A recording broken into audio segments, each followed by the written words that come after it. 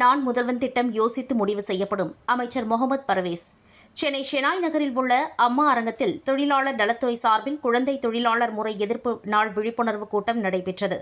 இந்நிகழ்வில் தொழிலாளர் நலன் மற்றும் திறன் மேம்பாட்டுத்துறை அமைச்சர் முகமது பர்வேஸ் கலந்து கொண்டு உரையாற்றினார். இந்நிகழ்வில் மேடையில் பேசிய அமைச்சர் முகமது பர்வேஸ், எனக்கு முன்பு பேசிய அதிகாரிகள் பேசிய அனைத்து கோரிக்கைகளையும் குறித்து வைத்திருக்கிறேன். அனைத்தும் படிப்படியாக நிறைவேற்றப்படும்.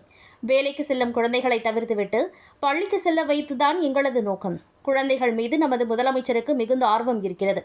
அவர் சிறப்பான திட்டங்களை குழந்தைகளுக்கும் உழைக்கும் தொழிலாளருக்கும் கொடுப்பார். குழந்தைகளுக்கு நிறைய திட்டங்களை ஒதுக்குவதற்கு அனைவரும் ஒத்துழைப்பு வழங்க வேண்டும். குழந்தைகள் தைரியமாக செயல்படுங்கள். இது உங்களுக்கான அரசு. கல்வி நமது பிறப்புரிமை. அதனை அனைவருக்கும் வழங்க வேண்டியது நமது கடமை என்று பேசினார். அதனைத் தொடர்ந்து செய்தியாளர்களிடம் பேசிய அமைச்சர் முகமது பர்வேஸ், நமது தமிழ்நாட்டில் குழந்தை தொழிலாளர்களுக்கு பாதுகாப்பு மற்றும் கல்வி வழங்குவதுதான் நமது அரசின் முக்கிய நோக்கம். கடந்த ஆட்சியில் மக்களுக்கு எந்த திட்டம் பயனுள்ளதாக இருக்குமோ அதனை செயல்படுத்துவோம், தொடர்வோம். அது அதிகாரிகளோடு ஆலோசித்து செயல்படுத்துவோம். மேலும் நான் முதல்வன் திட்டம் அதிகாரிகளுடன் ஆலோசனை செய்த பின்பு முதலமைச்சரிடம் கலந்துரையாடி முடிவு செய்வோம் என்று பேசினார். தொழிலாளர் மற்றும் வேலைவாய்ப்பு துறையின் அரசு செயலாளர் அவர்களையும், அண்ணா நகர் தொகுதியின் சட்டமன்ற உறுப்பினர் அவர்களையும், தொழிலாளர் ஆணையர் மற்றும் பிறர் அலுவலர்கள் அனைவரையும்,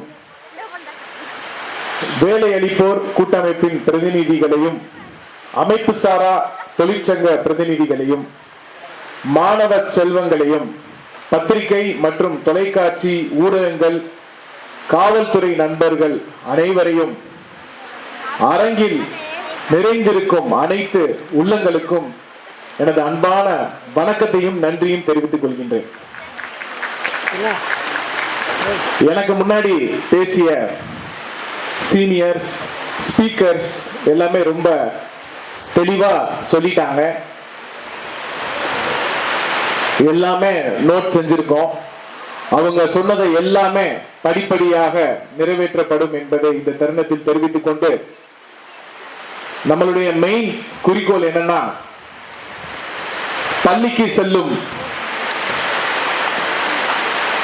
வேலைக்கு செல்லும் குழந்தைகளுக்கு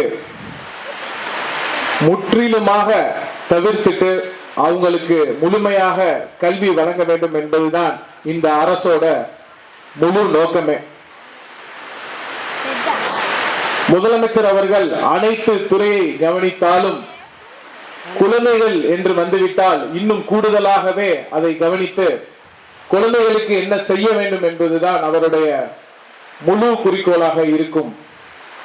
எனவே நமது துறையின் சார்ந்த அனைத்து அதிகாரிகளுக்கும் ஒரு சின்ன ஒரு வேண்டுகோள், நீங்க இவ்வளவு நாள் நல்லா செயல்பட்டு வந்தாலும் ஏதாவது ஒரு கம்ப்ளைண்ட் வந்து நம்ம போய் அங்க குழந்தை தொழிலாளர்கள் இருக்காங்க அந்த மாதிரி செக் பண்ணாம ரெகுலராகவே நீங்க இனிமே போயிட்டு குழந்தை தொழிலாளர் இல்லா தமிழ்நாடு என்ற அந்த பெயரை எடுக்க வேண்டும் என்றால் நம்மளுடைய முழு ஒத்துழைப்பும் தேவை என்பதை தெரிவித்துக் கொண்டு, அது மட்டும் இல்லாமல்